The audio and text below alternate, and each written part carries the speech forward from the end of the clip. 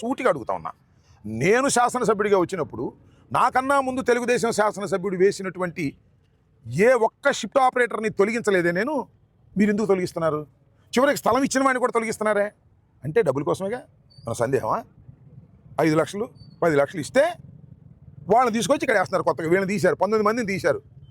19 ఎంతండి? 95 లక్షలు బేరం పెట్టుకున్నారు.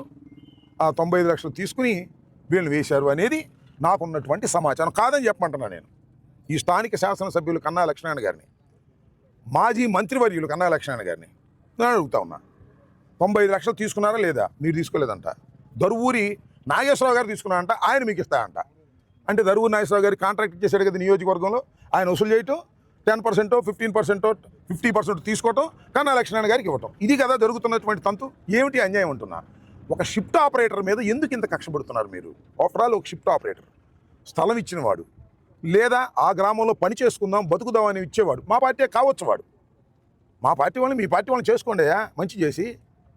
వాళ్ళని తీసేస్తే నేను అడుగుతా ఉన్నా, ఇంతకన్నా శివప్రసాద్ వేశాడు, అంతకుముందు శివప్రసాద్ గారు, స్వర్గీయ శివప్రసాద్ గారు, ఒక్కడిని తీశాను చెప్పమంటున్నా. ఆయన చాలా వేశాడు కదా, ఒక్కడిని తీశాడు చూపించండి నన్ను. అరే వాళ్ళు బతుకుతున్నారు, వాళ్ళని తీసేసి డబ్బుల కోసం కక్కుర్తి పడేటటువంటి దౌర్భాగ్యమైన పరిస్థితికి వాళ్ళ ఇక్కడున్నటువంటి తెలుగుదేశం నాయకులు, శాసనసభ్యులు, దరువూరి నాగేశ్వరరావు కక్కుర్తి పడే పరిస్థితికి వచ్చినప్పుడు ఏం చేయాలి ప్రజలు?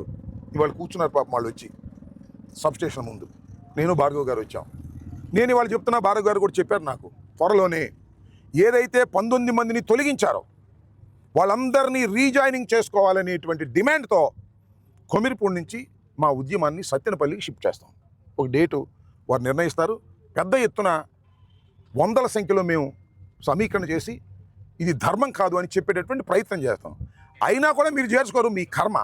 వాళ్ళ ఉద్యోగాలు పోతాయి, తర్వాత మీ ఉద్యోగాలు కూడా పోతాయి, గుర్తుపెట్టుకోమని మనం వచ్చేస్తాం.